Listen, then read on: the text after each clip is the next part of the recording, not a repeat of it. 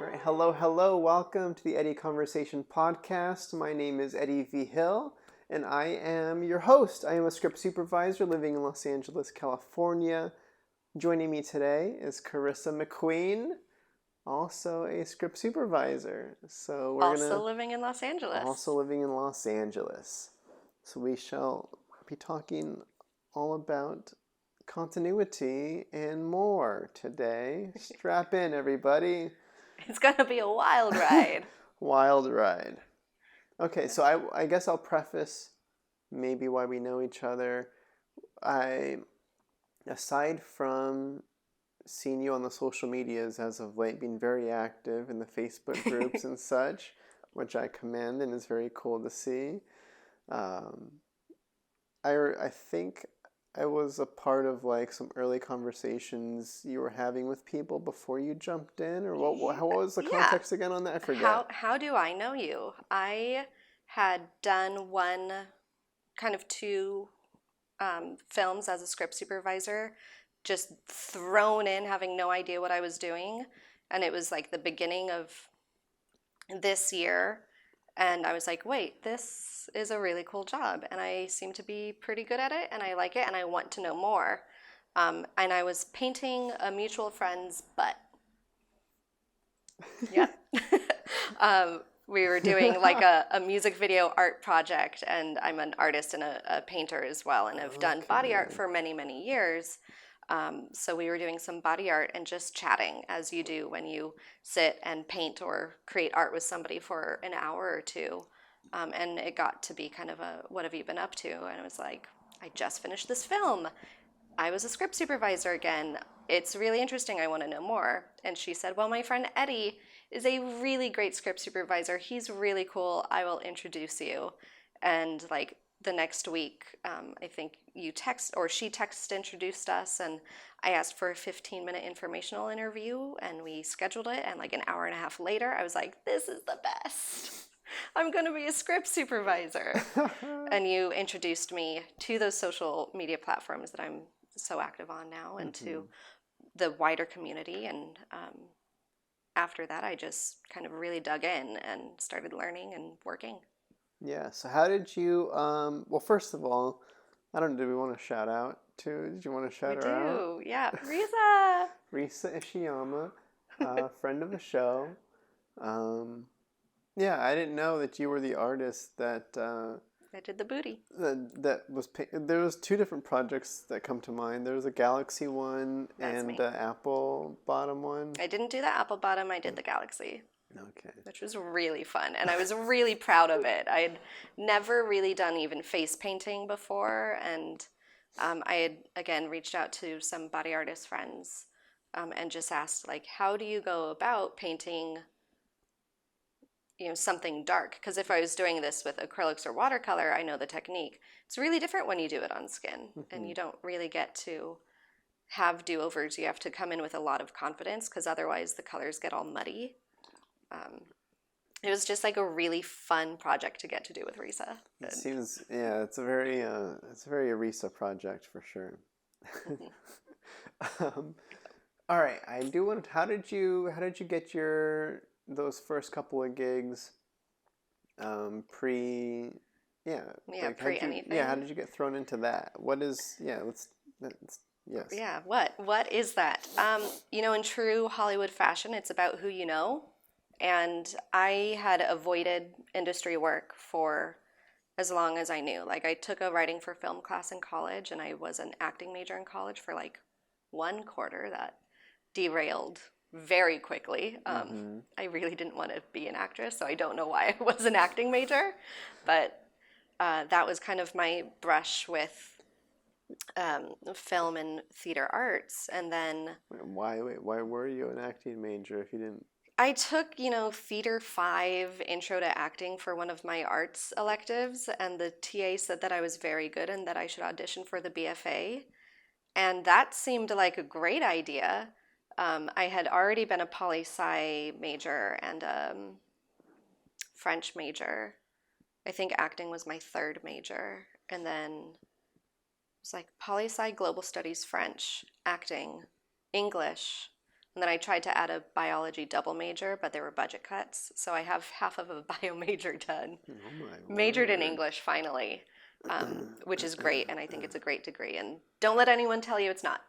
Yeah, we can get to that. We can get to that. I know it's on the list. Yeah, circling back around to how did I get here? One of my dear friends from high school, who I live with now, this is her beautiful piano that we get to Oh, yes, yes. hang out with today. She is an incredibly talented writer and filmmaker, and decided she was done with doing shorts and done with doing commercial work, and she was just going to produce and shoot a narrative feature. And direct? And direct. And she did, and you can watch it on Lifetime. And this holiday season, it's called Christmas Harmony. Shout out. Very cool. And she, we were just really close friends and working through all this. And she kind of just asked me to go along to help. And then she realized that if I was going to be paid, I needed a job. And she said, you'll be credited as Script Supervisor. So I got on Google and I was like, what is a Script Supervisor? And found 2 blogs, and I read everything on those blogs, and then went to shoot a movie for a month. It was my first set, my first movie. I was, standing in the middle of hallways with people yelling points at me and just not knowing what to do. Mm-hmm. And it was very much, for a lot of us, kind of a learn as you go. And we got to work with a really cozy, tight crew, most of whom I still know and am friends with and are doing great things. And that was in 2018. Mm-hmm. So after I shot that movie, I was like, great, bye. And I went to work in offices, and I didn't work in film for, until very recently. So that was your first on-set experience in general as well? Or had you... you mentioned the points thing and all that kind of stuff. Yeah, it was... I would say it's my first on-set experience aside from I'm a henna artist also, and a few years ago, I was on a wedding show. I just kind of sat there, and the host talked to me, and I did some art, and off they went. I was momentarily on the first season of America's Got Talent as an Irish dancer. Okay, all right. Yeah, I wasn't really on the show so much as I was in the commercials. Gotcha. That's not the first time I've heard right. that scenario. Yeah, there's a million people. That was with my Irish dance school, and that was really fun. But that would be those are really the only other times that I was even set adjacent. And those are almost more talent related. Yeah. Not crew related. Not crew experience. At all. Okay. Yeah, I never crewed. I don't even think I... with Nenea, who is writer, director, best friend, roommate, she's been making short films and all these incredible projects for years and years, and I know I wasn't really involved because I was actively avoiding film. I just kind of didn't want to be sucked into it. It was all the Hollywood stuff, and something about growing up in Southern California and working in film with an English degree felt very cliche to me, even though so many of the people that I know and love are really talented, incredible creators whose work I love. I just didn't see where I fit into that because I'm a book nerd. Mm-hmm. So, I had spent my years, especially the last 7 or 8 years, trying to go into publishing. I lived in London for 2 years. Okay. I have a master's in children's literature. Okay. Mm-hmm. And my goal with that was to go into publishing, live in London forever, meet a nice British guy, get married. It was going to be great. And so, just to clarify, publishing, you're not the writer of the book. You just not the writer. You'd be the publisher. Yeah, I wanted to, my career trajectory after grad school, which was cut off very quickly because of political purposes, the student visa that I was on only lasted so long, and the new visa category I could transfer into, which was a post-study work visa, was canceled completely. So I knew people who had just gotten these post-study work visas, which are supposed to be for 3 years, and are designed to help, educated individuals start their careers. Why allow international students come over only to kick them out? Like, bring them in, make them part of your economy. And there was a big education scandal with universities, like fake universities giving fake visas to students who would come over and overstay, and all of this kind of ties into xenophobia and nationalism, and ultimately was the precursor to Brexit, which happened a couple years later. And I kind of got caught up in that. So I had my goals, and I was interning at Random House Children's, and then I was interning in the publicity department of Penguin, and I was so excited, and there was a job that I was applying to, and I watched that door across from the hallway, watch every intern go interview for that job except for me because of my visa status. And that was really hard to deal with. I went from potentially having a 3-year visa to having a 3-month visa. Yeah, little change of plans there. Little change of plans. I packed up my bags and got on my flight and cried at the check-in counter and cried most of the way home, and had to figure out what to do in California with no connections to publishing and barely any publishing industry in Southern California. There's a lot more now. LA has some really, really cool independent presses. But I still haven't found my place in publishing. I worked in an office at a theater arts nonprofit, which was very, very cool. And then I worked with my family business. And then I worked at a real estate trade organization. Okay. A lot of feeling things out and just taking what comes. Taking what comes, because my resume is just so all over the place because I've had so many different interests. And without that, I have a master's, but no momentum from it. So my expertise never reflected in what I did career-wise. And that's really hard in publishing because a lot of times you get people who, were the editors of their school literary journals and then interned for 5 or 6 places during college. And I only had 1 magazine internship. And this was still my big passion, after living in California for 6 years and not being happy and not finding something that fulfilled me. I thought, you know what? Screw it. I'm going to start my own publishing company. And I applied to the Los Angeles Review of Books Publishing Workshop, which I don't even know how I found. I think I was low-key internet stalking something. It was click through. Sure. Something about Netflix, something about book adaptations was what I was reading about. And then I found this specific agency in New York that sources all of the YA books to adapt for Netflix. And one of their junior assistants had done the LARB publishing workshop. I'm like, what? There's a publishing workshop in Los Angeles? I'm going to do it.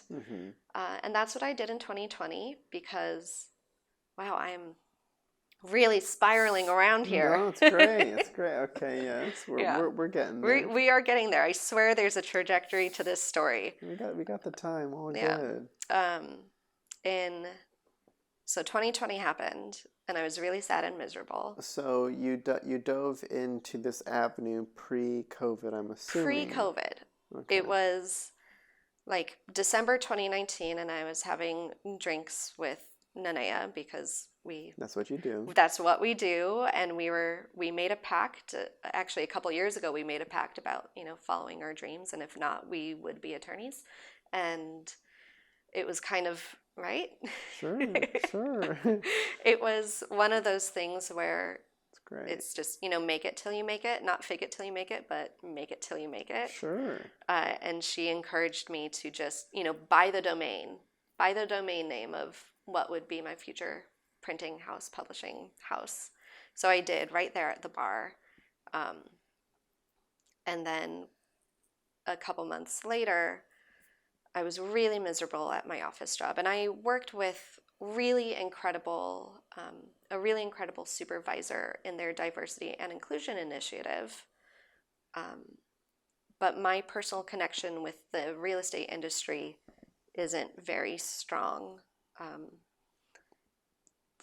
I see a lot of people just really be purely money motivated in it. And Yeah. there are a lot of people who aren't and do see this as part of their mission to help people through these big financial decisions and find their home. And for me, I like that is such a small percentage of the people in the industry. I really struggled with just kind of the day in, day out administrative work. Yeah, in that culture. In the culture and in an organization whose mission that I didn't fully support.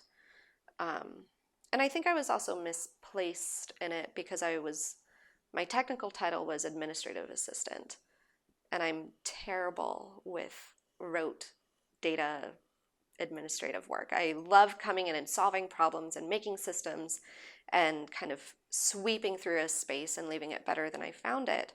But to do only admin stuff for a year and a half at this point, it was really soul crushing. And my supervisor, Sarah,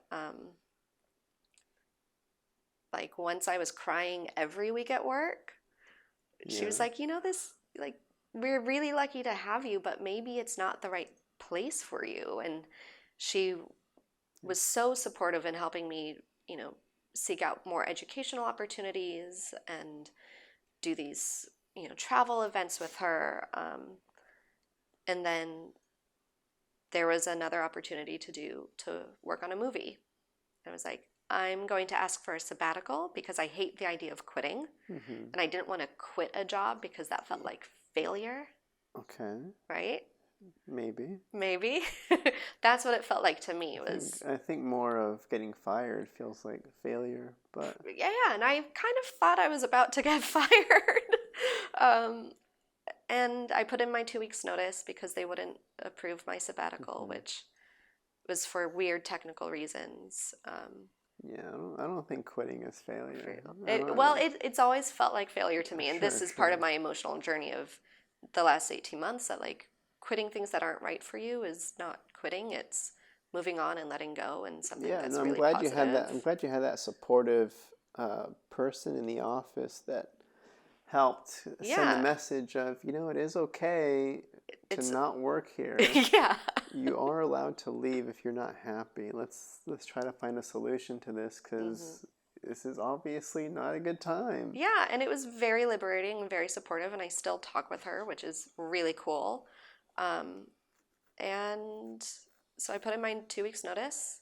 So what was the gig? What was the... It was going to be a holiday feature. As a script supervisor? As a script supervisor for Nanea. That was going to go up March. Our first day of shooting would have been March 21st of 2020. So like 3 days after I put in my notice to quit the office job, the film was canceled. And like a week after that, everyone was sent I think I coughed once in the office, and I was sent home. I only brought some of my stuff. I left my plant. My plant didn't make it. And I never went back. So I actually technically still had like 10 days of work to do.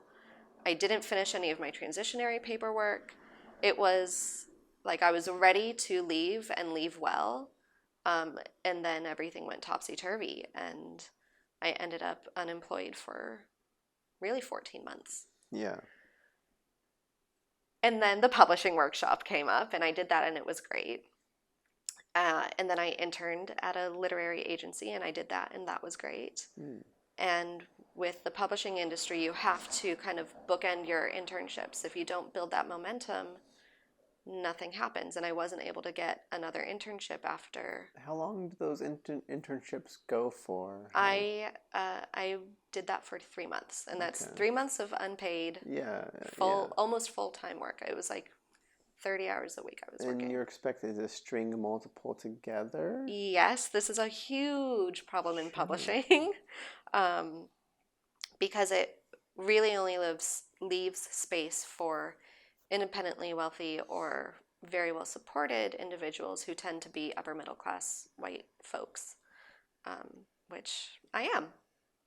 And that's me, and it also meant that with the big reckoning in publishing over the last year, only 1% of editors, for example, are Black.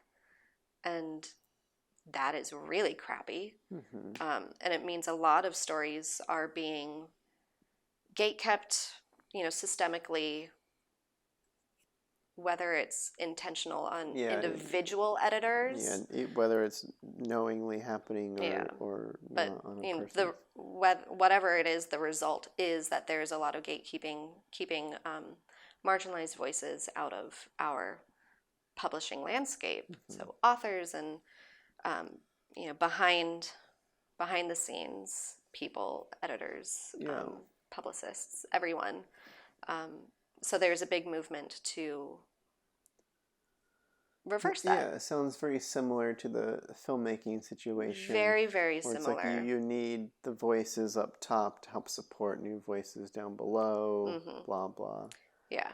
And I've been blessed to see a lot of my friends from my publishing workshop, a lot of whom are queer or people of color, land amazing jobs in publishing. And I know 2 years ago, they would have been passed over just because they didn't have the right experience on their resumes. Yeah.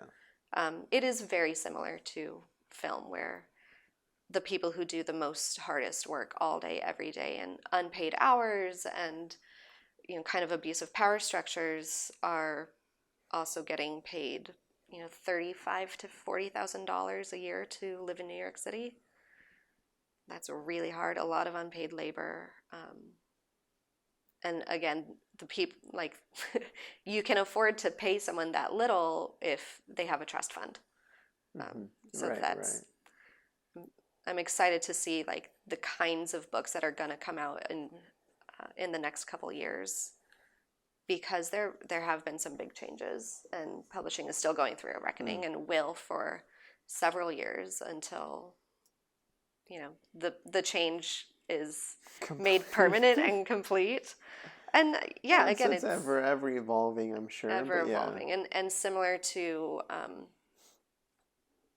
what's going on in film with making more opportunities available for people who traditionally haven't had them.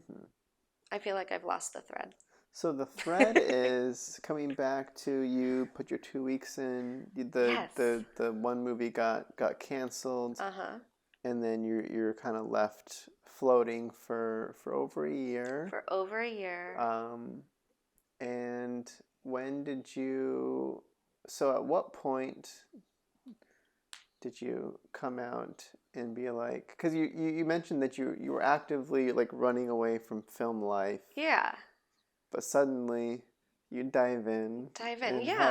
When did this trigger? How did that? People kind of forced me into it.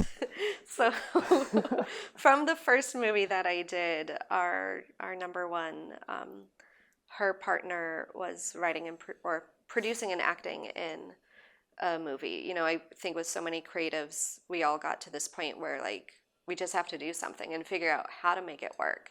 So it's a one location, 7-day feature. Yeah, we flew through it. And the day before they started Principal, I got a text from her and she was like, "Can you come do continuity?" And again, this is 14 months of not doing anything, thinking that I had finally found my foot into publishing, and just not having that pan out. And then like really 2 solid months of just being quite miserable and being quite sad. Like I'd done all of my personal projects. I felt that I had a lot of personal growth. I learned a lot about myself and my brain and what I want and how I do things. I'm very cyclical. I like kind of these 6-week chunks of projects in every aspect of my life. And being unemployed for a year kind of let me pay attention to these things that I'd never had the freedom to do. So I do feel very grateful for that strange ass opportunity. That was also very frustrating. Yeah, I mean, that was all kind of forced upon. Yeah, it's like, surprise, do nothing. Surprise, sit with your thoughts indefinitely, and there's no end in sight, and good luck with Don't disassociate too much. Okay, Yeah, so you, I'm almost there. Yeah, so she texted me. They sent me the script. It was super different than what I expected, and I jumped on that production. And the director was also acting, okay. so there was a lot of trust put in me immediately to like know if we got the shot. I'm like, this is only my second anything. Okay. You're like, yes, that was great. Yeah. Good work, everybody. Yeah, looking not just at continuity, but also needing Performance. to know what the director wanted in performance, and that I learned so much, and it was really hard, but it was really cool, and that's actually kind of become one of my specialties, is working with directors who are on screen. Okay.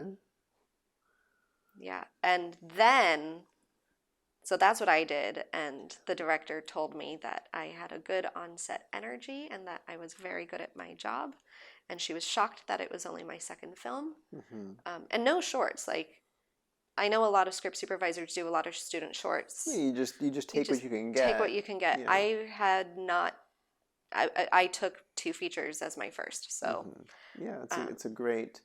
It's a great, yeah. I mean, ideally, that's a great learning ground because you're stuck in a thing. So it's not like you do 2 days and you have to recoup and figure it out. Like, it's like, I'm in it. I gotta solve this while I'm in it. Yeah. Otherwise, it is jumping into the deep end, but it is very much a comprehensive experience, especially being on such tiny productions where, there isn't a production designer. So then I'm looking at all of these production design things too, and then there's only, one grip and one electric. Yep, been there. I'm like, there are 14 stingers in this shot. We're okay with this? We like the C-stand, the hero C-stand directly behind his head. For those that don't know, stinger is... It's a really big extension cable. It's just an extension cord. Yeah. But they're black and massive and distracting, and I hate them. I love them. Thank you. Thank you, everybody who delivers the stinger to me so I can work with my laptop. Yes. I was going to ask, you mentioned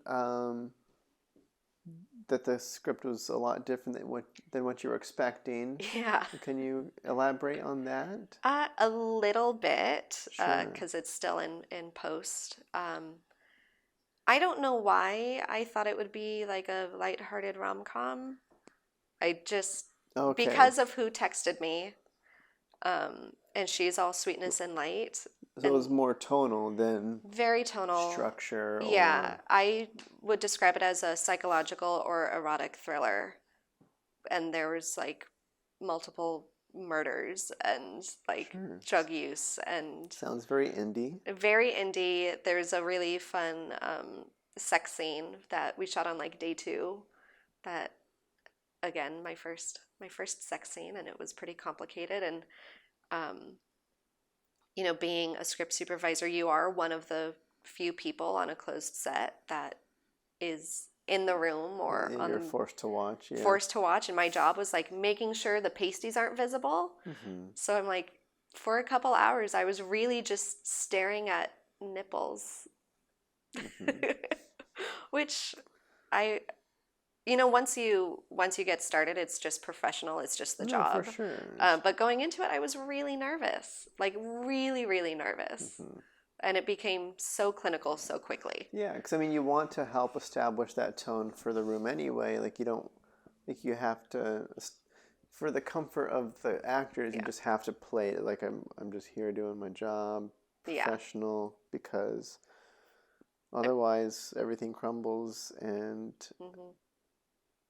yeah, it's interesting. Yeah, and I've been on some shoots following that where I probably should have stepped up and said something because they weren't that level of professionalism. Yep. And being, one of only 1 or 2 women on a set that's shooting some pretty intense intimacy scenes. Yeah. That's when I kind of feel bad for being a dude sometimes, where if on the close set situations, where I want to offer the comfort, but I'm just like I'm I'm a guy still, Yeah. and you're not really gonna get that from me. Like I feel like I'm pretty good. I feel like I'm good at offering the calm and the trust, but it's not the same. It's not the It's same. not the same. You've got the baggage of the male gaze. You can't help that. But again, being like you said, being professional and like that does set the tone. Excuse me. Okay. Yeah. All right. Yeah, and So, I mean I know I would appreciate it. It's not like and you know you've been on sets where you're around people and it's like there's nothing that they're doing wrong except there's something in their mannerisms that feels a little discomforting. are you talking still about closed sets? Closed sets Or or like open sets even. Just sure. sure. It's Maybe it's you don't feel that. no, I know. I'm sure I do feel it. I feel it, especially on closed sets. Yeah. Well, Especially, everything is amplified. yeah, it's like, all right, everybody, close set if you don't need to be here. And then I'm looking at Village. I'm like, there's more people here now at Village than there were when we're normally shooting. Yeah. Why are the producers all here? Why is the second AD here all of a sudden? Like, it's like, wait, is somebody gonna stand up for this? Yeah. It's like just someone like turn off the monitor. And then I notice like the gaffer gets a little bit too involved on checking lighting. I'm like, you're never this. This it's a whole I've seen sound boom ops like really get close. I'm like you can actually do this job from like 40 feet away. Like you guys are amazing. Why are you like 3 feet away? Like give people space to work. I don't know. I don't understand how people can really bear so many raw emotions and raw physicality when there is just a room of bare minimum 5 people staring at you. Mm-hmm. I am endlessly impressed at the professionalism of actors. And I do this weird thing where, like, I watch a professional sports team. I'm like, they're really good at sport. Or I watch a professional actor. I'm like, they're really good at acting. How? Like, it's their job. They've dedicated time to developing these crafts. And it's incredible how good these people really are. Like in really hard situations. And I actually haven't really seen any of the movies I've worked on. Right. Like only the second one is now finished, and I was out of town for the premiere. So I'm just going off of like what I saw on set. And I don't know how it edits together or how it all happens, but it's really, really satisfying to see somebody whip something out and the whole room be like, that was the shot. Print that one. You have like the PA clapping in the corner. Well, you just described it as whipping something out. Oh gosh. After talking to close set, so I'm like, I don't know if people are clapping about. Yeah, that would be right, some kind of Freudian wordplay over there. But yes, no, it's great to actors are great. Yeah. End of my How We Got Their story was I did that movie and then I talked with Risa and then I talked with you. Okay, so you did that movie, you talked with Risa, you talked to me. Mm-hmm. So after doing the 7 days or 8 days or whatever on that, you were like, oh my gosh, this feels good. I want to do it more, and I'm gonna embrace film life now. Or what was that like? Kind of, yeah. It was a little bit revelatory because in my heart of hearts, story is the most important human thing to humans. It's people are always like, we became humans when we started using tools. I'm like, that is not true. We are storytellers. We became humans when we started telling stories. Semantic. I'm just kidding. No, for sure. Yeah. But it's there are indigenous cultures, and I wish that I had looked this up because I knew I was going to talk about this, and I can't remember, and I'm really sorry for not remembering whether it's Maori or the indigenous Australian people whose word, or maybe indigenous Americans, but their word for their own people is storyteller. And I'm like, that really is awesome because it's just really true. We tell stories to each other all day long. You call your mom and she tells you a story and she asks you for a story, and little kids from the the minute before they can even understand, we read books to them and we tell stories. And there are stories that have outlived history, that all we know is, this epic poem that's 3,500 years old, and we don't know much else about it. And the oral histories. And so I'm just really passionate about story. Sure. Story Which solves plays, everything. Which plays into the publishing aspect too. Yeah, and that is a big reason of why I wanted to go into publishing, and specifically children's or young adult literature, because the stories we hear as children are most formative. And there's so much opportunity just for wonderful, beautiful things to happen. And right, film crews are really, at the end of the day, all storytellers. No, And 100%. yeah. No, for sure.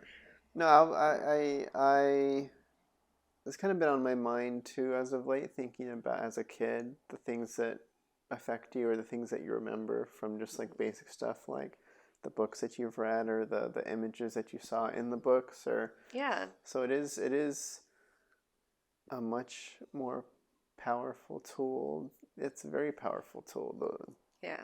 So yeah, being a part of helping decide the stories that are being put in front of children, that's a very interesting responsibility. Right? Yeah. And I'm not doing that right now, but I might. I would love to. Children also love watching movies. Yeah, I would love to work with stories for younger audiences and adaptation and all of that. But do you have core texts that kind of make you who you are? Core texts? Yeah, like in Inside Out, like you have like the marbles of your core memories, but like only books. Oh, texts. Texts. I don't feel like off the top of my head, This isn't something you've pondered for hours. That would take me some time to think about for sure. I know I recently reread Holes. I've never read Holes, but I know everyone is like, this is one of the best adaptations ever. Interestingly, directly after college, I kind of wanted to work for Walden Media. Mm-hmm. When I say I keep running away from film, it's except that Walden Media was my dream company, because I wanted to specifically work with adapting young adult novels into film media, and that's what they did. Gotcha. And they did it so well. Gotcha. Because they did Holes. Oh, yeah, no, because I remember back in the grade school, that I think I read that book like 3 times, or it was more like I had read it once because it was assigned, or I don't know, and then I had a class where the teacher read it to us. Like we spent like Fridays reading a chapter of the book, and it was always, everybody was super into it. Like really looking forward to and Holes. I was like, oh my gosh, this is so good. And then I probably read it again somehow, and then of course the movie. So it's been plenty of time since then. I don't know if that book like makes me, if that's a part like a core text, but it's if it resonates and is still resonating with you, it probably is. Maybe. Yeah. I don't know. I don't feel like yeah, I haven't thought about that much. I'll circle back with you next week, see if you've sorted it out, because I know a few of mine. Yes. His Dark Materials is a major one for me, and the Chronicles of Narnia.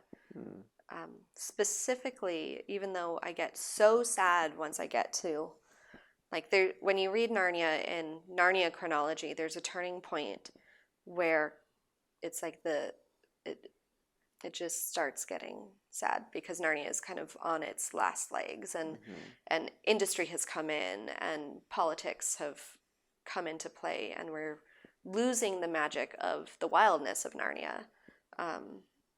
And as like from an ecological criticism viewpoint, it's a really interesting read. I think people come to Narnia only looking at it from a Christian allegory, but it really is a tale of industrialization and war as much as it is of anything else. And once we get to the last battle, there's people who worship one God, and then other people who, do things in the name of Aslan. And there was just one thing, this one line that is like a good deed done in Tash's name is really a deed for me, and a cruel deed done in my name is really a deed for Tash, who is a god of destruction, and really destruction, and then Aslan is like the god of renewal. And racial problematicism aside, because those are like Arabic modeled characters, so there's some problematic coding in there. But the idea that if you do something good, for whatever reason, and whether or not you believe in God, like it is a good thing. And if you do something bad in the name of God, it is always a bad thing. And as a very young child, that made a lot of sense because I didn't understand why there could be people who presented themselves as upright, moral, religious people who also seemed very cruel to me. And that simple line in the last battle really helped me understand that it isn't it isn't what you say you're doing, it really just is what you're doing. Correct. And it's a long, big circle. I'm like, why did I need a fantasy novel to get to there? But I'm not religious. I'm pretty agnostic. I feel that there is power in the universe, and who knows what it is. And sometimes the universe tells me things, and I go with it, and sometimes I don't. And then I, kind of am sad that I didn't listen a little better. Sure. But that's one, and that's one of the reasons why. And then his Dark Materials is kind of the antithetical work to Narnia. It is like an anti-Christian allegory in many ways. But one of the big moments in that book is one character just says, "Tell them stories." And it's, if you haven't read the Amber Spyglass, if I go any further, there will be major spoilers. Sure. Leave. Yeah. And I was thinking about books that I've read. Like, I've done a lot more reading as of late. I know I recently read for the first time, like,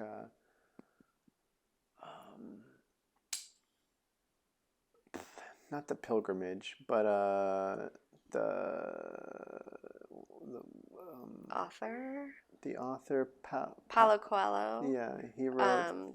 So The Alchemist. The Alchemist. There we go. Yeah. Yes, I read The Alchemist for the first time. That was very nice. It's a very divisive book. A lot of people think Coelho is. Is it really? Yeah. They feel that he's a little bit. Everything is divisive. Right. Yes. Uh-huh. It's like this idea that it's like books that are supposed to feel philosophical but are really shallow. I'm like, I think you bring a lot of yourself to his works.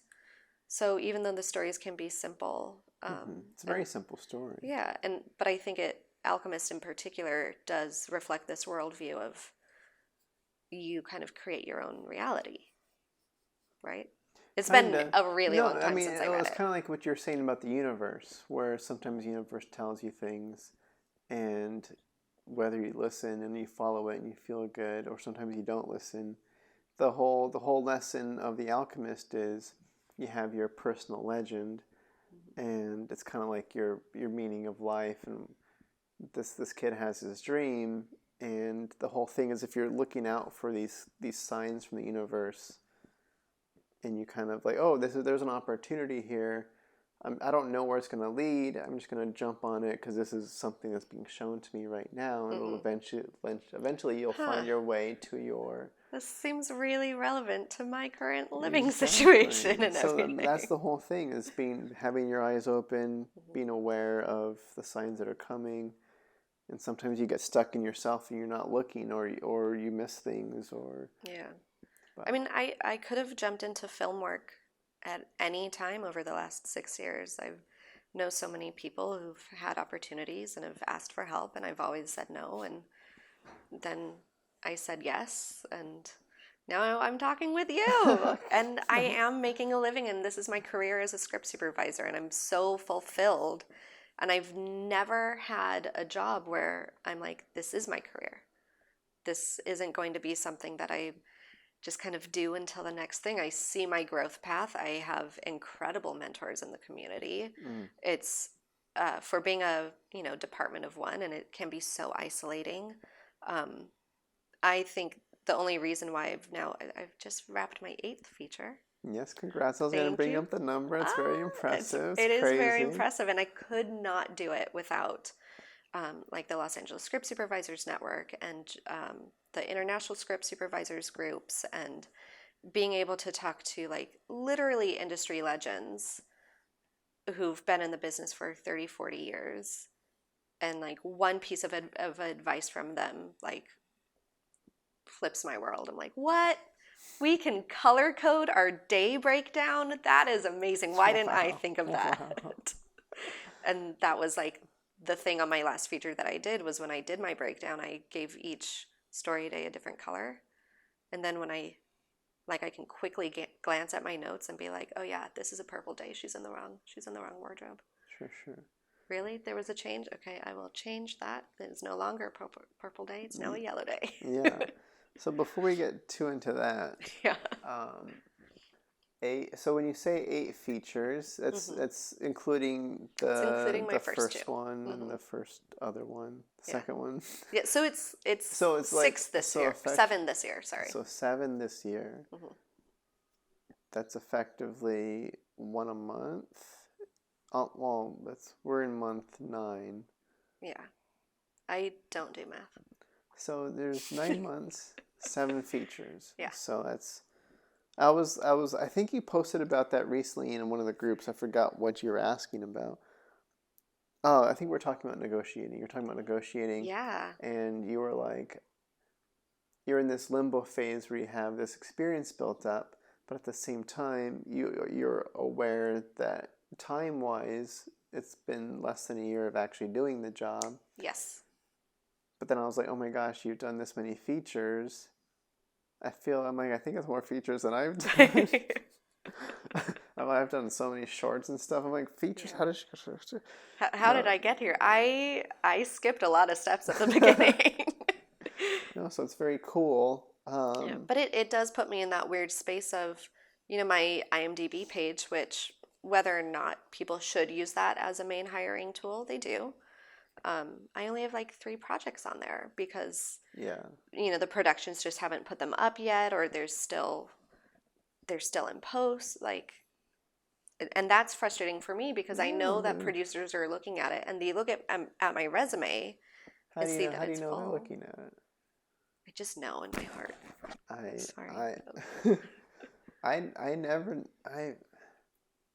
I've never told if they're looking at mine or not. I don't know who looks at my IMDb. Right. I know mine is littered with all sorts of stuff. I do know that one producer did tell me that she looked at it, and I booked the job. They liked my resume. They wanted clarification. They wanted clarification.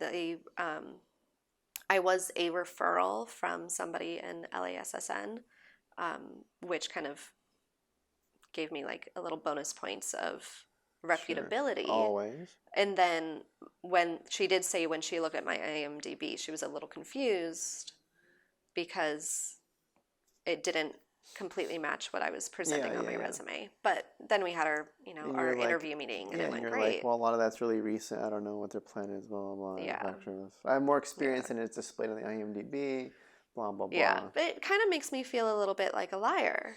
But you're not. I'm not a liar. There's nothing on my resume that isn't completely accurate. Sure. So you're all good. If it's not publicly verifiable, so of course I references available to these producers and all of that. But sure. Yeah, it is weird going into these negotiating moments where I have experience that's comparable to some people who've been working towards this for 3 or 4 years. But really I'm a baby. I'm just now reaching gestation. Yeah. Because I was thinking, I guess my little thought on the IMDb thing was that it only happened to me once, I think. I normally don't have to interview for gigs. It's only the referral thing, and they're like, all right, cool, can you come in? Right. And I'm like, yeah, sure, let's do it. But I did interview for one in particular, and I remember the chat was going great. I thought I did very well. But one of the producers that I didn't know was asking me questions about, like, so prior to this other thing, what have you done? And I was like, oh, she had the wrong IMDb page up. Oh. Because I got that fixed. Yeah. Because my full name is Eddie Vigil the Fifth. Yeah. I've got the V at the end. Different productions had like typed me in wrong, so I had like a half. Like there was like a pseudo. Oh, there were like two versions of you. There was two versions. There was one that was the real one, and one that where people messed up and put credits on the wrong one. Yeah. So they're like, "Oh, we see you have like 3 credits here. Like, why are you even here interviewing for this?" And it's like, "Oh no, that's the wrong one." So they clicked over and like, "Okay, this makes more sense." There, yeah. And I was like, "Oh my gosh, they're just staring at my IMDb." That was a rough one, but yeah. Okay. I want to talk about the job. Yes. And normally I open up with asking this question, but since we're now just getting to it, how do you, when people ask you what you do as a script supervisor, what's your answer? I had a really good, concise version of this, and I've kind of abandoned that. Do you remember what it was? I am the fulcrum between Right. the fulcrum between what happens on set and what happens in post-production. Is that it? Is that the... No. Okay, it continues. Yeah. I'm responsible for story continuity within scenes, as well as the overarching story arc of the film, as well as making sure the editor knows what the director was thinking. It's hard because there are so many little parts of the job, and it takes a 5 to 10 minute discussion to really explain what you're... Yeah, and a lot of people, if they're outside of film, they have no idea what a script supervisor does. I know if I had learned about this job 10 years ago, I would have been, 10 years further along in my career. It's exactly what I want to do. I get to wear kind of whatever I want at work. I get to be a really integral part of the filmmaking process while also not being kind of in charge of anything.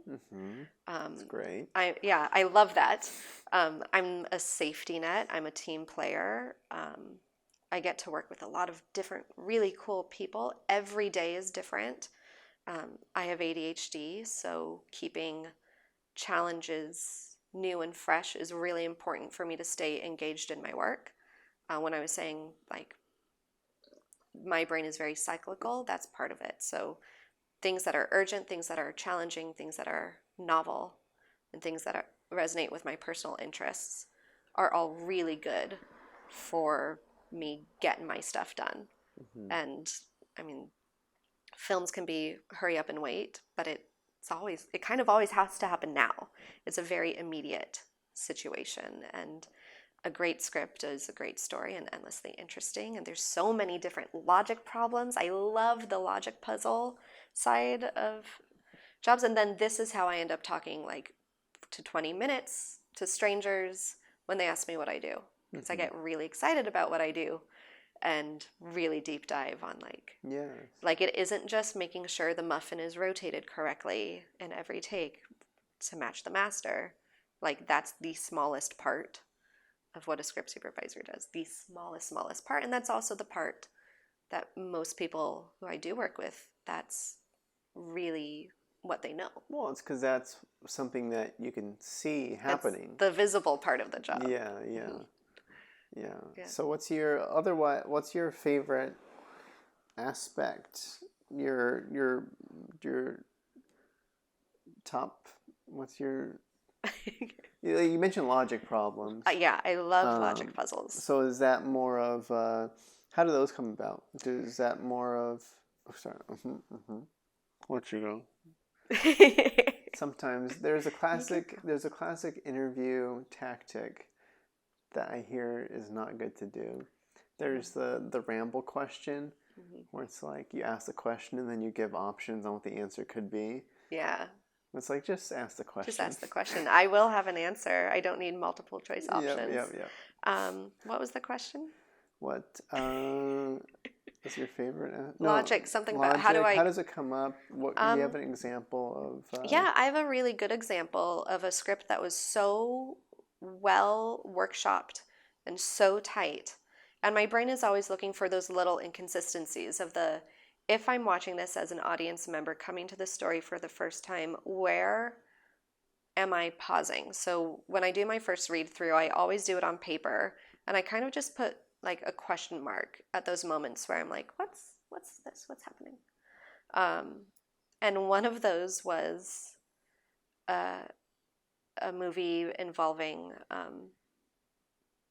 a woman living in her car who has a child and a car seat and an Uber. And I was following through this script, and there were all these mentions of these car seats. And at one point, the car gets towed, but the car seat still exists in the next scene. I'm like, what happened with that car seat? How many car seats do we have in this film? Are there multiple parental figures who have their own? And this was such a tiny detail, but I knew that if I was watching this and I saw a car get towed with a car seat in the back and then saw the same car seat in the Uber, that would be really annoying to me. And it is such the tiniest finicky logic puzzle that we just needed an answer. Sure. As long as the filmmakers knew, oh, okay, we actually have, a different car seat cover.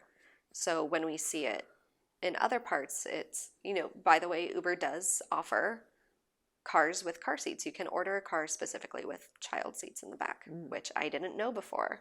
So I looked that up and I was like, this is an option. And again, presenting to the director, like, this is something that might trip somebody up. I know it's not something that is at the top of your head, but is literally the only logic problem in the script. So I'm really focused on it.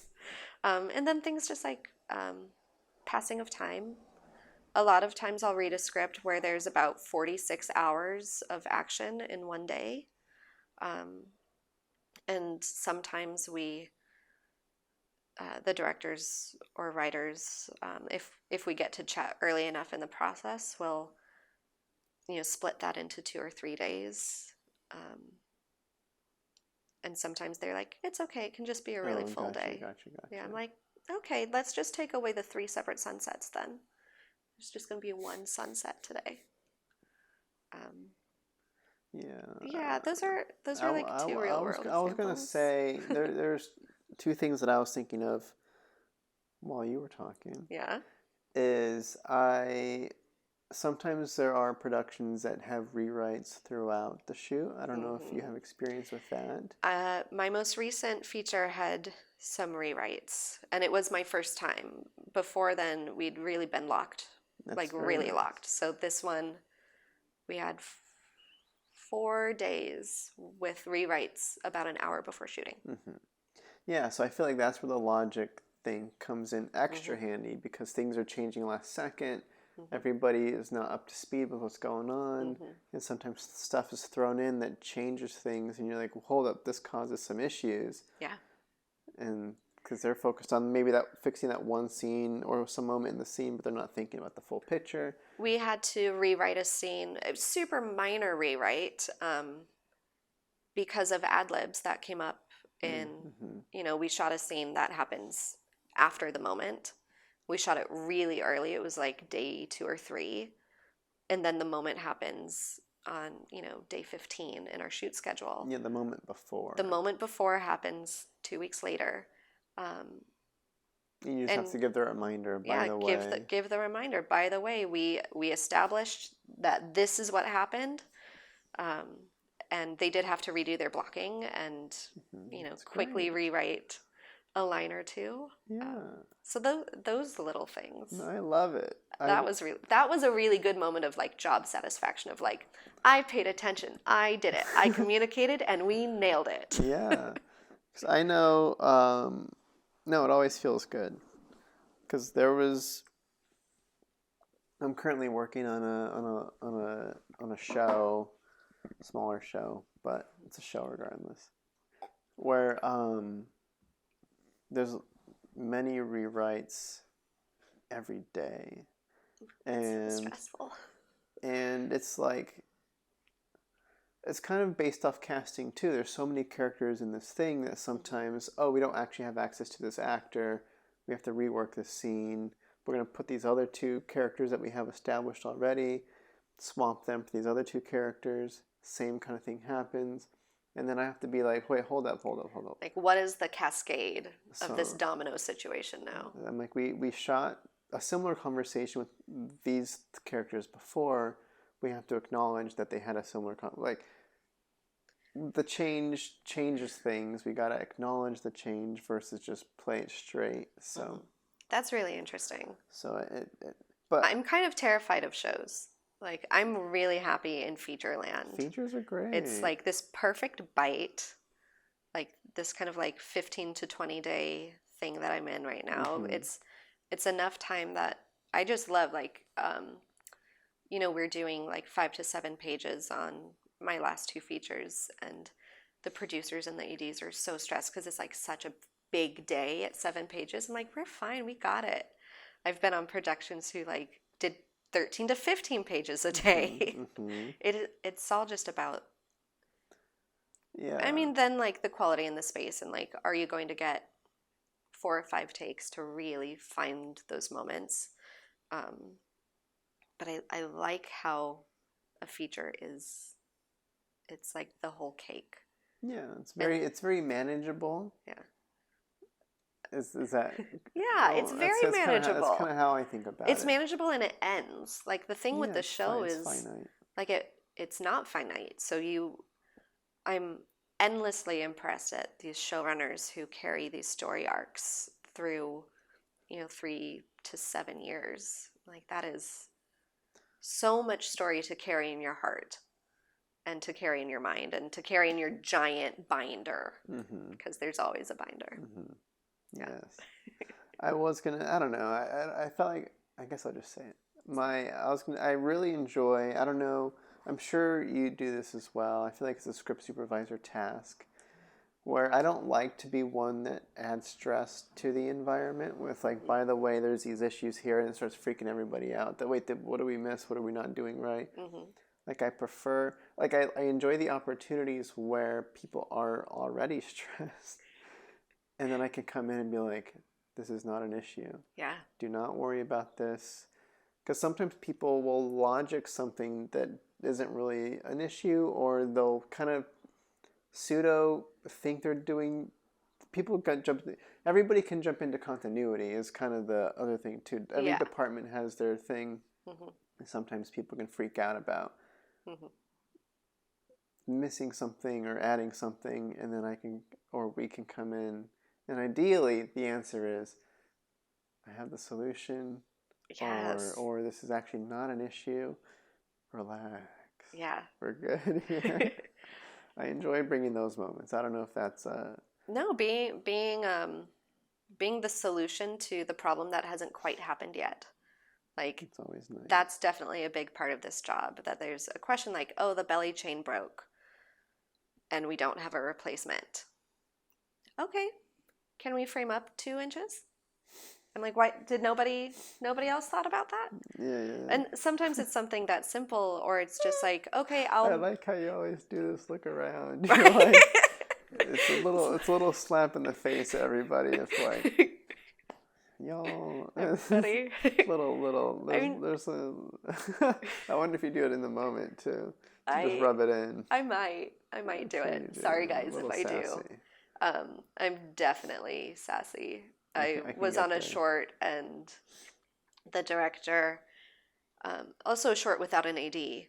So That's fun. yeah, I kind of every once in a while toe over the line and pseudo AD for just to keep the set running, to keep it moving forward. Like, oh, what are we waiting for?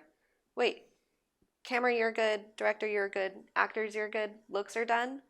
Okay, let's roll, guys. Come on. Like, we're just waiting for someone to say go at that point. Yeah, that's I can say that I have added some stress to situations either by not mentioning a continuity error early or assuming that an error that was brought to me was also communicated to the director. Um, my big weakness in continuity is jewelry. I don't wear jewelry. I kind of have a blind spot for it. Um, and Yeah, it's like I feel that. those frustrating, ugh, it's going to be so annoying. There's a couple times where a piece of jewelry disappears and comes back, and we just have to live with it. Yeah. And I feel really bad because it also, in some situations, our costumer wasn't available to be on set because they were spread and prepping other people. And in those situations, it really comes to me to make sure that we're all set. But I'm usually looking for differences. So if it's like the first shot of the day and they're sent to set looking like this and it kind of matches what I'm expecting, then I'm good. And we go forward. I'm not going to notice that it's, an earring that should have been removed was in. Mm-hmm. It's just totally really get hard. that. And I feel really bad when I drop the ball like that because it is those small details that can personally take me completely out of a film. I'm like, that's weird. This is a movie. This isn't real. Yeah. But Okay. yeah. Okay. I was gonna ask. I don't know. I kind of lost the train there a little bit, but you had mentioned earlier that you've had the opportunity to get like some golden nugget advice from script supervisors along the way, along your journey through all these features this year and such, and being really involved in the Facebook space and whatnot, and probably elsewhere.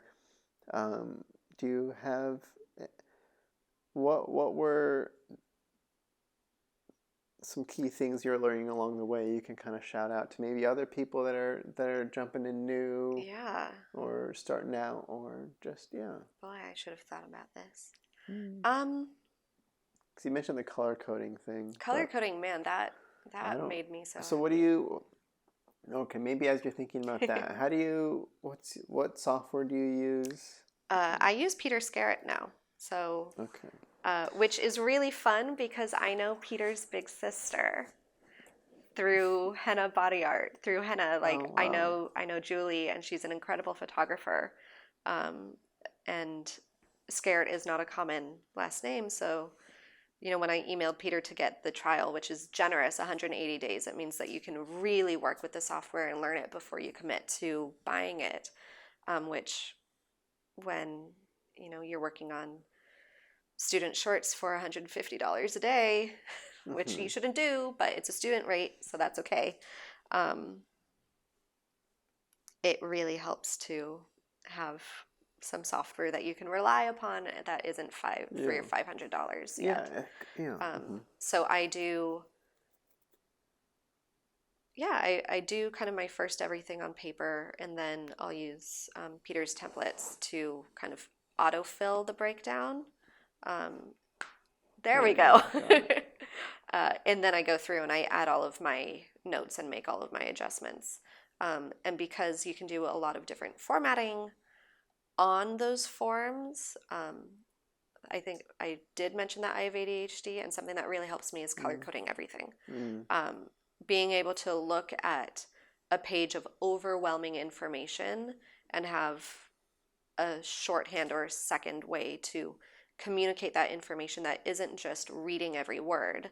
I skim a lot. So being able to customize those templates into a way that works really good for me is really great.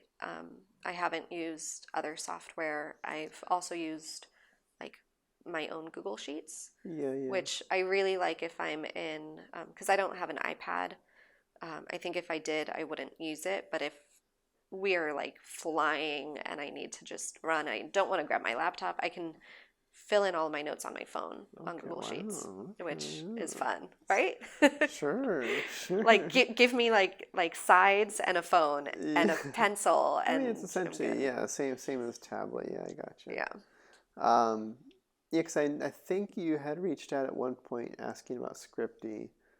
I did, So yeah. you were considering jumping to iPad Scripty. I wasn't. My laptop died the day before starting a Yeah, and feature. you're like, oh my gosh, but then you decided not to jump Yeah. because it was so last second, and Yeah. I forgot how I was going to help you out with that, but I I don't know. don't You were going to remember. give me a brand new iPad, clearly. You were I like, you was know like, what, I was like, Carissa? I was like, I'm not working. Just use my. I Yeah. don't remember, but It might have been, there was also a short that I did no, I was where happy I you. thought of maybe experimenting with different software just to try it out. But I'm so happy with Scarrett. No, it's Like, great. I I've love, heard good things. yeah, finding something that just works. Love it. Hmm. Um, Other really good advice, um, which I think maybe was kind of a combo of editorial advice I got from Publishing World and then just general advice talking with other experienced script soups, is like you never tell a DP or a director what to do, um, but you can ask a lot of questions.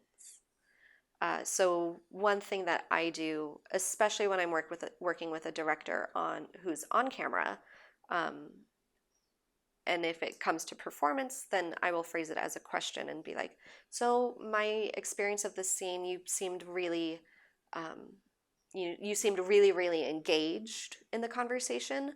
When I read the script, I expected it to be, more blasé attitude.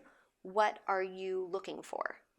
And most of the time they're like, "Oh yeah, no, that's really wrong.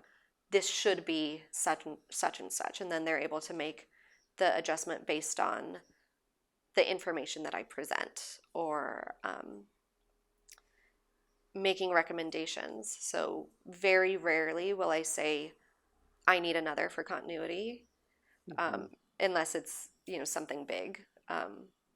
Which happened on a shoot in Hawaii, and I was literally locked out of a room because it was just a really small hotel room and we needed the door closed for sound, and then my walkie battery broke and the people at Village wouldn't walkie for me, and I don't know why. Maybe I wasn't like communicating clearly that there was something we needed to stop the scene now. Hmm. um, it it was like the last take of this big 5-page scene, um, and the character had put his wine glass down, so he was sitting and the wine glass was resting on his knee, and every other take, I think it was maybe also in his other hand, every other shot he had the wine glass up in Hmm. his right hand, and like that last one, that was, they were gonna nail it, it was the martini. um, and I'm like, that one won't cut, it's gonna be weird. Hmm. So we ran it one more time, but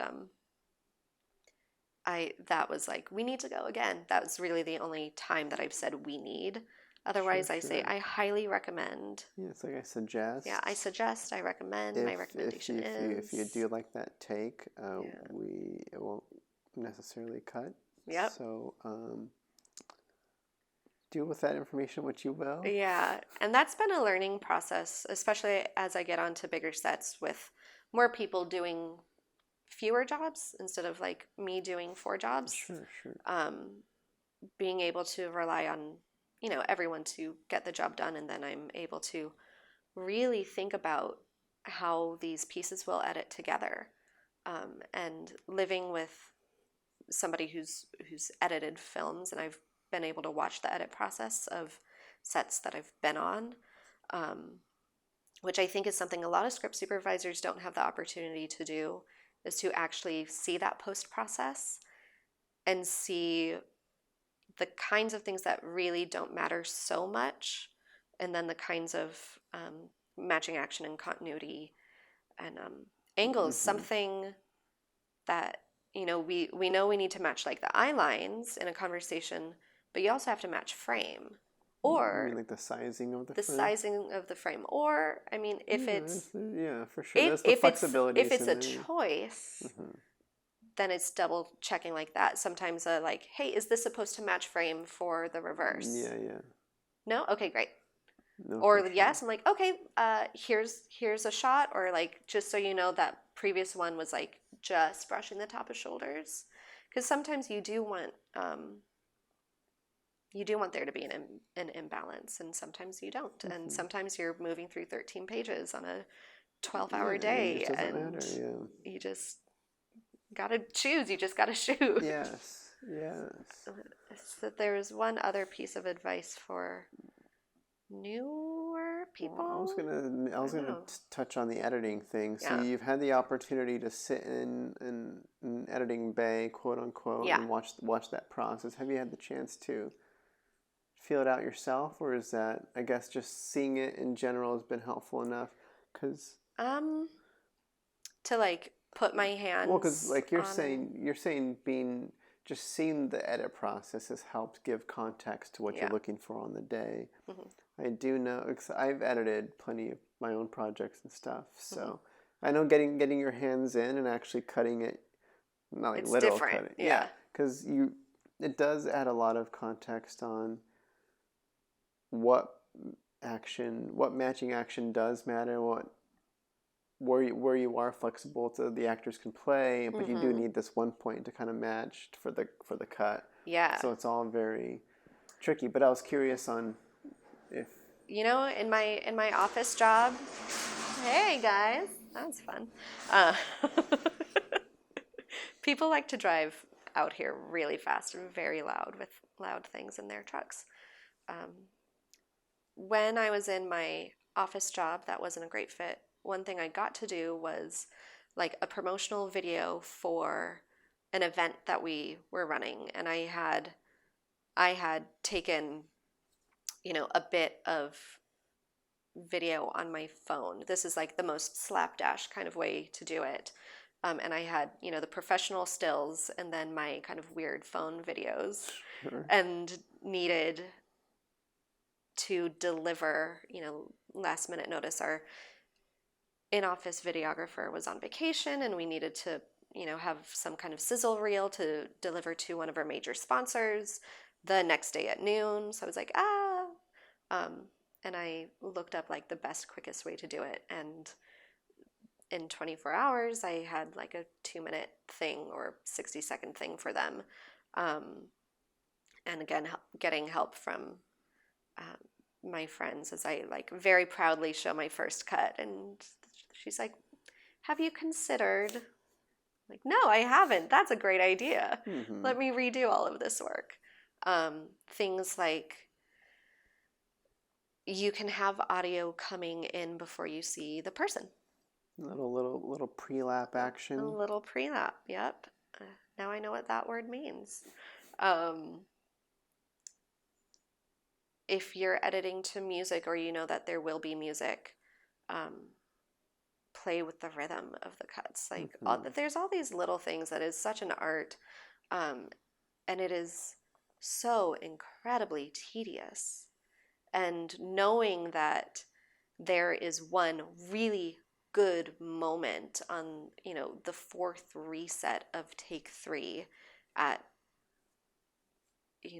like 3 minutes into the take, and then actually finding that moment again, like that's really good. So note, like some of the stuff that I did for that little edit, like I knew that there was one phrase that I wanted from like this little interview that I grabbed in passing, and I couldn't find it, and it was actually in like a different clip.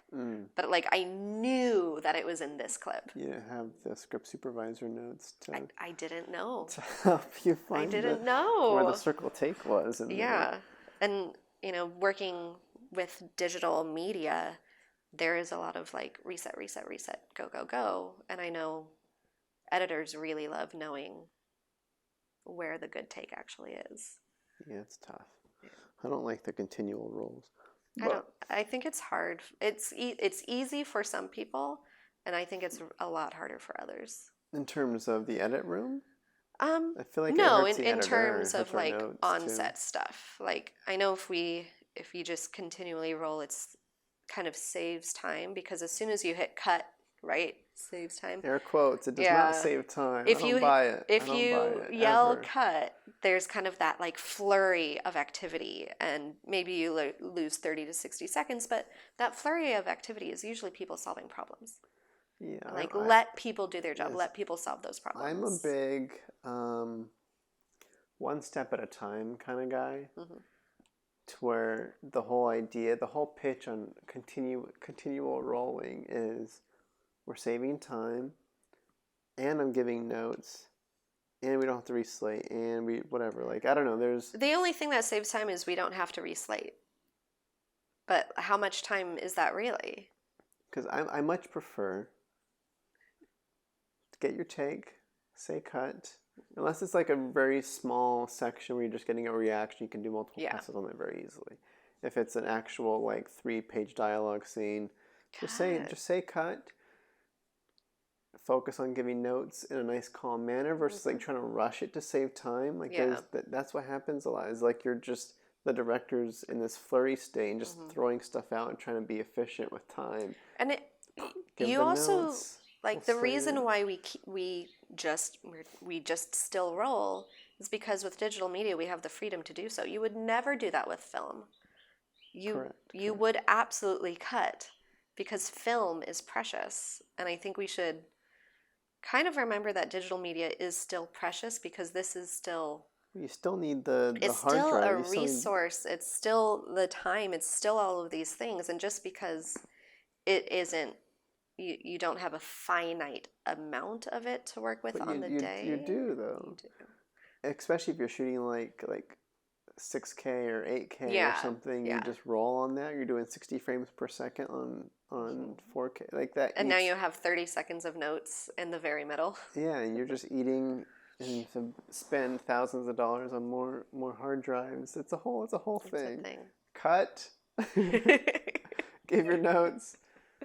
They'll slate efficiently. Yeah, We'll yeah. make sure the slate's correct, and I try. Sometimes those slates are not correct. sometimes we're not. This is my big pet peeve is staff your productions. Have a second. Have like Okay, yeah. I mean I know part of it is because I'm on such fun, scrappy passion project Sure, indie sure. films. But if you don't have a first AD and you don't have, at least a 3-person camera team, you're just making it so much harder on everybody and harder on yourself, and you're not going to get. It's like the bang for your buck thing. You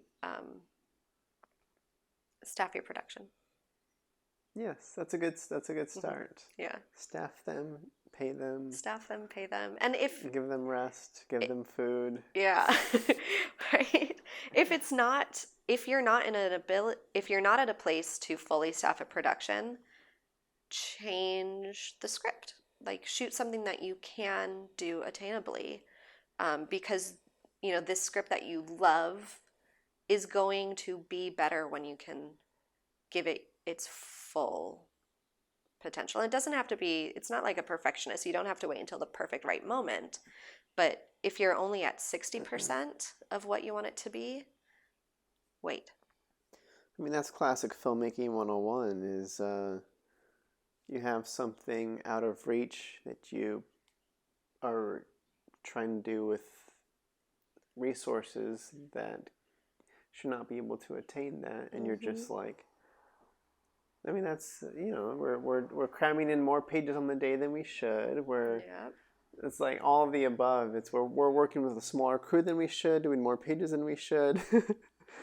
So it's a And it always comes back to money. And that's how you make Unfortunately. magic. That's how you make magic. It is how you make magic. It's that pressure cooker mentality. No, it was a joke. No, but it is. It is how you make magic. But there is a point where the magic stops.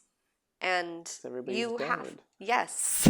Well, You have to literally and know, figuratively, you have too. to know that point where a little bit of pressure is going to like polish things. You can't be complacent. You can't be happy in mediocrity. But No. certainly people are being asked to do way too much. Well, it comes Way, down way, to way too again much. like pre-production as well. Like a Yeah. lot of problems get solved in pre, if not every Yeah. problem gets solved in pre. Bring your script supervisor in more than 2 days before your production. If you have a shooting script and you have a script soup you think might be coming on, like, give them a read through week 1 of pre-production. There will be problems we can solve before we get on set. So you are jumping into a production meeting after this. I am. How is this? Have you been a part of production meetings before? I love being parts of production meetings. Just one. I like meeting with the directors after I've read a script, and I like being part of one production meeting. And I kind of get a feeling from that meeting, how everything is going to go, who my key players are going to be, art, wardrobe, makeup. I love being besties with sound. Yeah, just kind of knowing where the I was going to call them hiccups, where the tougher scenes are, where you can kind of know where your attention should go, and where maybe your energy you can kind of save energy because stuff seems very handled on certain sections. You're like, okay, cool, noted. Yeah, I mean, on my most recent shoot, my breakdown, because there were some later staffing changes, which just due to availability and stuff, my day-by-day breakdown didn't get forwarded to our wardrobe department, and there was a scene changed in the script which necessitated an entire new set of clothes for 5 characters. So she'd been working on this, buying and everything was locked in fittings, and she was an outfit short for our first 5 characters. I've seen that. We've seen it, and it's I didn't have a production meeting to review I knew that this was a concern. So I sought her out, on day 2 and be like, can we just double check what day is your scene 10? I'm like, okay, that's not my day. Double check with the directors. And yep, she had to go shopping. It happens. It happens. And it's just about as many problems I can solve before getting on set, making sure that,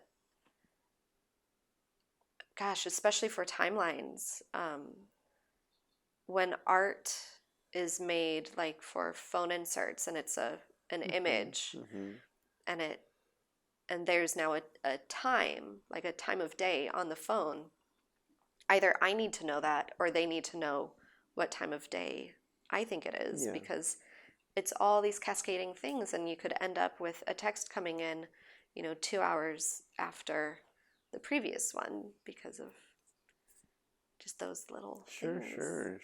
And sometimes this all seems so, like, why are we worrying about such a small detail? This is my second least favorite phrase after we'll fix it in post, is if they notice that, we're not doing our job. I'm like, nope, we're not doing our job because there's something for them to notice. You don't like that phrase? I don't like that phrase because I think it encourages laziness. Like, it's okay for the edge of the light mat to be in frame. Sure. It's okay for that mug to change color just because we can't take 5 minutes to wash one more. Yeah. And while I do agree that it is accurate, if these small details are taking people completely out of the story, then we're not doing our job as storytellers. But we work in a visual medium, so let's work in the visual medium. No, it's great. I think it's very important to have the, it's called, keeping us honest is a classic job of the script supervisor. I feel like it's like, no, we have to slate this. Like, yes, we have to slate this. Like we had a whole... That's a fight. It's a very common fight. We had a whole card of scene that just wasn't slated. A whole card? A whole card. How did, Whole scene. just like was it like they'd go for tails and they just always miss it, or? No, it was actually a discussion because it was a close set. It was like it was a very intimate scene, and we all decided That wasn't a priority that for it that. wasn't a priority, that it would add an additional person, it was a very tight space. Like there were problems that it would possibly bring up, and really bring the actors out of their comfort zone, while we knew we had time code and you can use a clip number or whatever. yeah, I kept really, really good clip numbers, and I was very sad to not have slates on it. Yeah. But it's okay. It was okay, and for the reasons it was a net gain, and we didn't actually have as many takes as I thought we would. But then it went into some car stuff that I wasn't there for. Sure. I guess maybe. Do you want to explain to our audience why it's important to slate? I mean, there's so many reasons. Yeah, let's hear it. One is pop quiz. One is right. It's like, does she know? Will anyone hire me after this interview? One of the reasons is purely for organizational purposes, so we know which scene is which take, and so my notes that says this is the good take, we know which one that was, and then the other purpose, and this is like the clapper, is to sync sound with picture.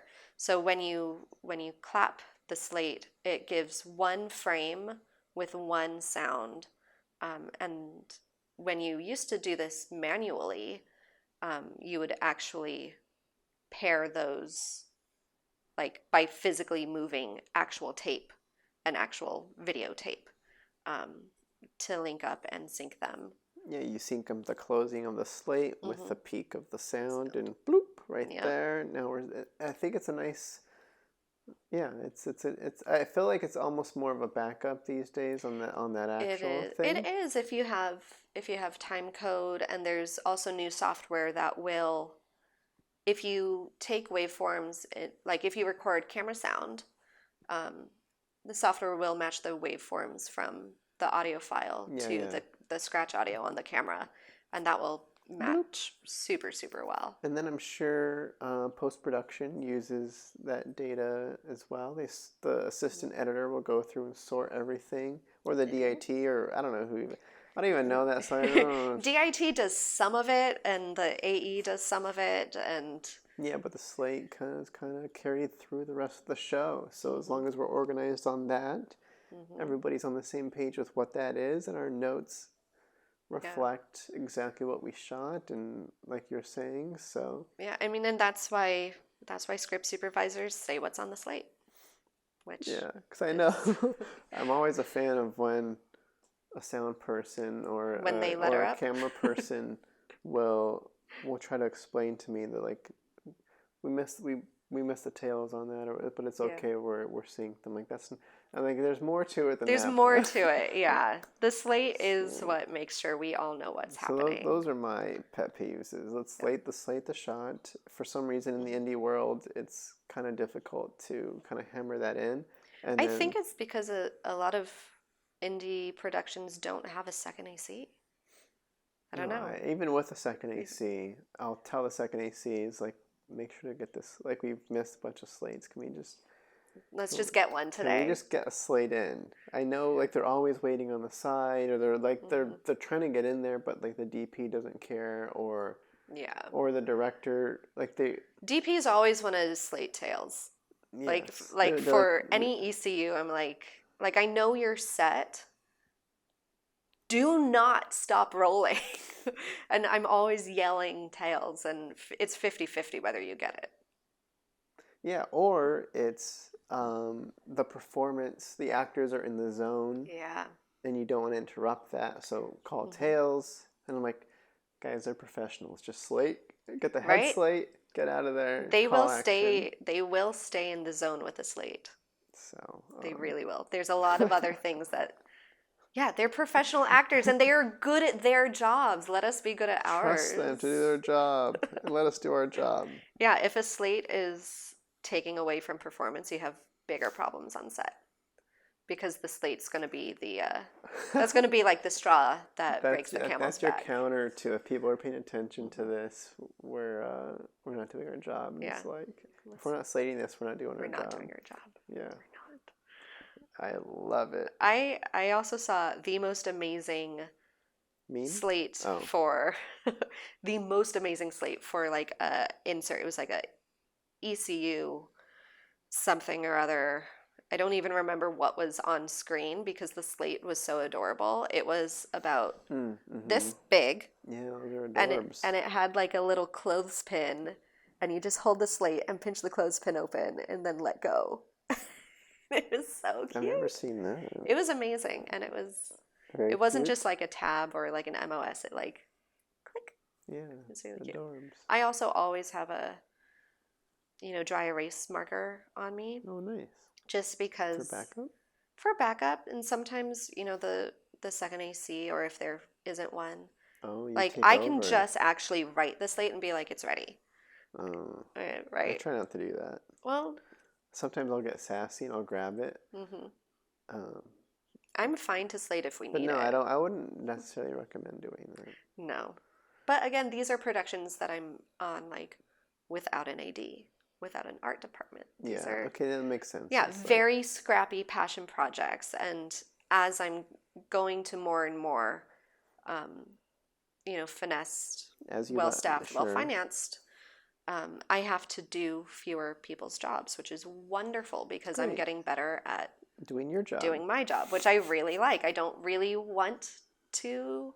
You don't really want to do everything else. To roll camera and roll sound. I mean, I am ready to focus pull. If you're looking for an AC, I am ready. I've done it once, and I nailed it. You've done it? Yeah.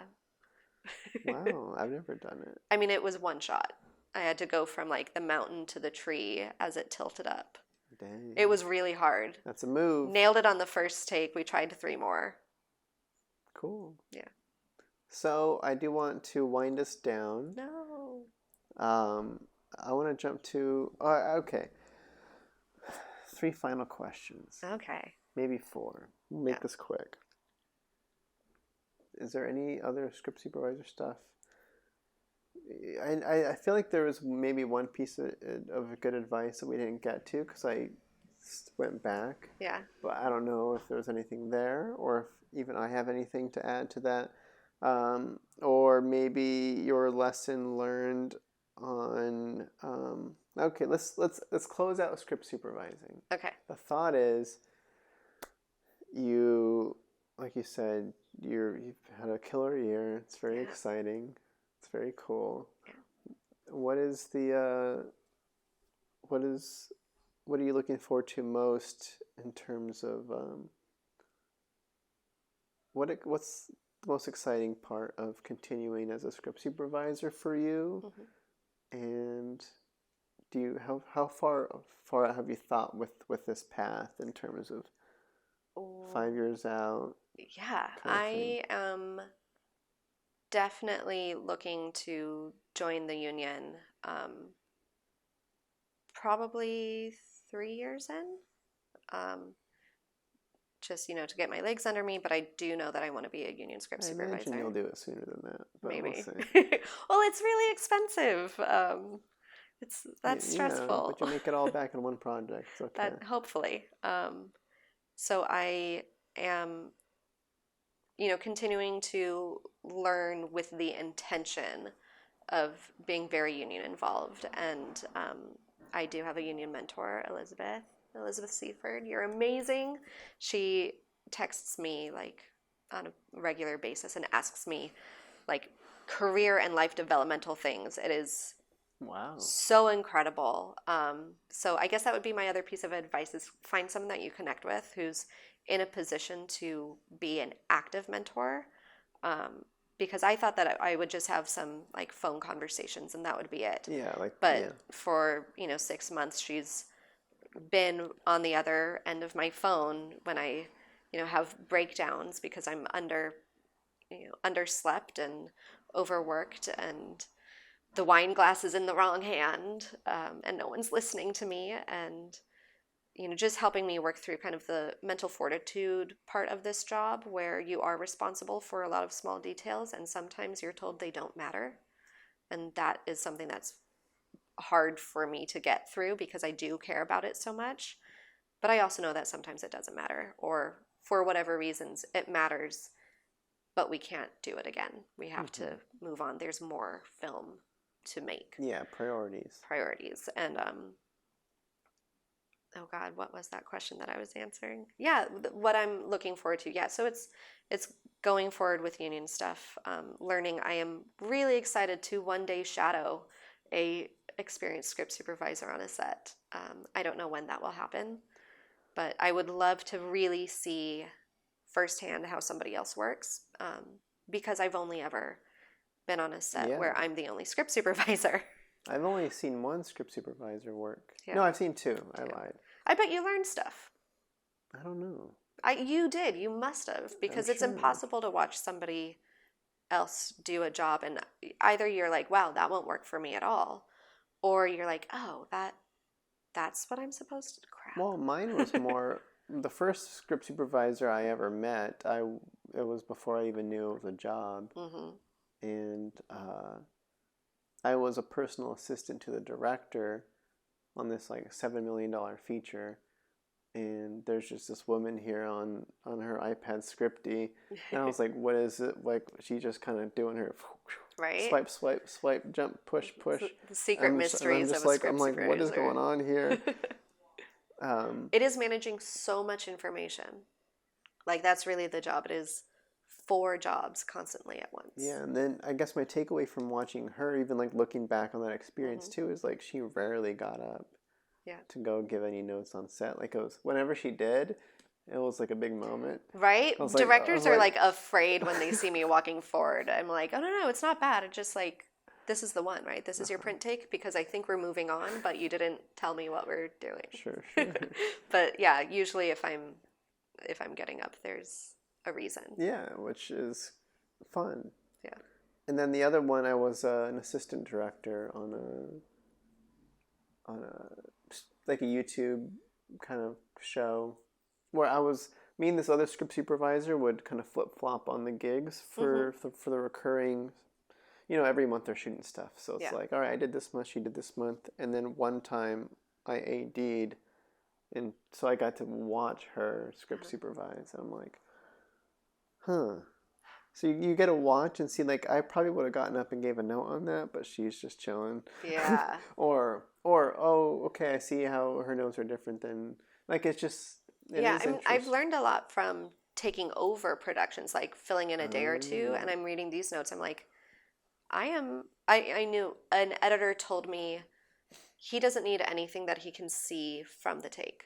So that kind of pared my notes down a little bit. And then looking at this other script supervisor's notes, I'm like, I actually need to bring it up a little bit more about like, what is the shot actually? It's not just like close up on Ashley. It's close up Ashley, enter eye lines, just a little bit more, because if we... You're talking about the shot description. Description, yeah. And then... I keep mine pretty basic. I mean, I think mine were like too basic because it would really just be like, see you, Ashley. And then if we've had to go back to revisit and they wanted to do the same shot again, then it was my notes that we were relying on to make sure that, it is what it is. Yeah. Yeah. No, for sure. Yeah. I don't know. I'm excited that I have a career and to keep learning and keep connecting, and I want to do a lot more location specific jobs. I love the fact that this career can allow me to, have a home base and work here in LA a lot, which is near my family. But I'm also an avid traveler, and I would love to work international. I would love to do It's like you get the chance to travel tour while you're on. I make the time. Okay, I just spent a month in the Bay Area. I got to go wine tasting. I got to spend time with really old friends, which was amazing. Very cool.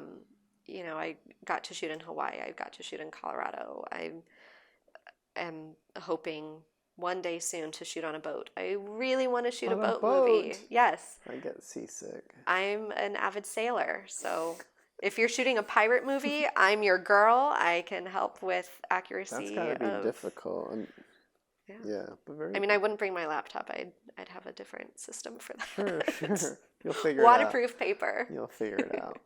Okay. No, yeah, I think even just because I know we've chatted on the phone, but we've really only texted since you kind of got rolling. Yeah. So I think it is cool seeing you now, and if I can feel the script supervisor energy for sure. Yeah. It's like, all right, no, I can see you as a script soup and why you're consistently getting work and getting picked up. And like, there's a lot of competence there. It's very, very nice. Yay. Yes. Thank you. That means a lot. Anytime I get a compliment, because there can be so much doubt. Mm-hmm. It's really great to hear from producers or fellow script supervisors that I'm on the right path. No, it seems I'd be cool to see you in action. I'm sure it sounds like you got it down. I'm not worried. I'm not worried about it from my perspective. Quick question. Mm-hmm. I wasn't you mentioned this, you sent this to me as a potential topic. I wasn't quite sure. I'll just read it off. Okay. Visual literacy outside of the vocabulary of film. Yeah. When working within film medium. Yeah. What does this mean? Things like knowing that we have, several thousand years of art history, 50,000 years of art history coming into this visual medium. And something really important for script supervisors is to know like the jargon of technical filmmaking. I think it's also really important for us to know the potential kinds of visual references that a frame can evoke. So understanding, like in Troy, let's throw back to that, Sure, to that film. The Brad Pitt, yeah, those fight sequences are framed specifically as these ancient pots okay. that had, the red and black Greek pottery, those moves with like these leaps and like that kind of like instead of a very free flowing movement, like it is a big leap with a knee up and a leg extended and a spear here, not because it looks really cool or like that stylistic choice was because of its art historical context. If you see a movie where there's, a mother crying over her dead son and she's sitting and he's draped across her lap and it's kind of this thing that's evoking a pietà, and having that, it's kind of knowing what these references can do in a greater cultural context, because we get so much visual information all day, every day, and whether or not we've studied art history or go to museums or look at visual literacy in the same way that we look as word literacy, there's a set of cultural meanings that we absorb, and the inferences that we make from them it's like subtext. So coming into a film and understanding the kind of subtext that we're using in not just with the kinds of shots that we're doing, because I think a lot of filmmakers will recreate the kinds of shots, like whether it's a Gatsby moment or a Tarantino moment or a, let's do this similar move that we saw Nolan do in something. Beyond that, there's references that impart meaning. And I think everyone should have that. And I also think it's important as a script supervisor, because we also, track the intent of the film. And if there is some kind of coded visual cue happening, we should know. Make sure that that moment gets in the edit, because there's going to be 20 different options, but this frame is important. Yeah, a lot of subconscious going on there. Yeah. Yes. Wow. Okay. Yeah, I wish I thought about that stuff more often. Yeah, it's hard, and I think it helps that I have a kind of brain that is interested in everything. So I did, you know, I grew up painting and being involved in visual arts, and Hmm. I love going to museums. And I took, a year and a half of art history in college, and mostly Western art history. World art is still a mystery to me, but as we expand our global creation, it's also really important to be aware of the the messages that different global cultures have in their art, because you can use cultural art incorrectly, Hmm. and Hmm. suddenly the thing that you think looks really cool is completely misplaced in your story. Yeah, I could see that. Yeah. It almost sounds like directing advice to me. Maybe, but as an advocate for your director, and as a fact checker, No, and for sure. It's as like back up. By the way, what we're displaying here is actually this. yeah, Or did you notice that this is happening? This is kind of cool. It's like, oh, I didn't know. yeah. Let's lean into that. Whatever the case is. Yeah. Like, oh, this piece of art is Saint Sebastian. Again, with my like Western religious iconography, like, do you really need Saint Sebastian in a romantic scene? Because that's like very much a martyr. He's like stabbed by 12 arrows. Mm-hmm. Maybe we swap it for Gotcha, gotcha. something else. Yeah, no, it's the more you know. Yeah. And also, like, just coming from an English background, I Hmm. read for context, and I read for, those messages and analysis. And you can watch a film the same way, and no matter how deep you dive into it, people bring people bring meaning to what they experience, and the creators bring meaning to what they create. And like doing that intentionally is, I think, really That's important. important for sure. Yeah. Well, with that being said, I'll jump to the final question. Why does everybody overcook pork chops? Why? Oh, it's so annoying. It is really annoying. I have so many friends who don't like pork, and I love pork. And I worked, in my other life as a publishing intern in London, I worked on a pork cookbook all about like heritage breeds, and how pork was this really central agricultural product in Britain. And people are like, pork, the other white meat, and they throw their chops on the grill and cook them for like 40 minutes, and they're dry and tough and terrible. You can cook a good piece of pork like medium well, and it is beautiful. Okay. And if you're going beyond that, leave it for 6 hours. Like, do the slow roast. You can do I'm allergic to beef, so I avoid cooking beef a lot. Like, you can do like beef bourguignon, but with pork, and that is really delicious. Mm-hmm, mm-hmm. It makes me so sad, and I think that there needs to be a respect for our food, and you know, Sure. if you do eat meat, there's buy the slightly more expensive version that has more humane conditions for the meat. It will taste better. It's better for the environment, and then don't overcook it. Thank you.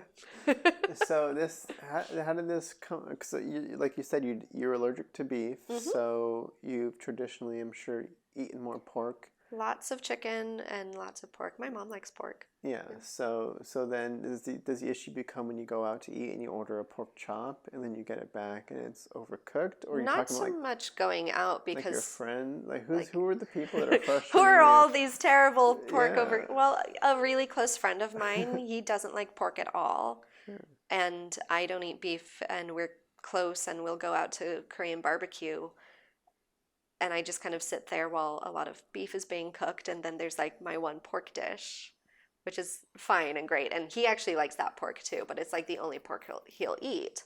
Um, or if I'm planning a dinner party, like I would totally just do pork, like slow roasted pork chops for everybody, and then I'm like, ugh, except half of the people that are coming They want the dry pork?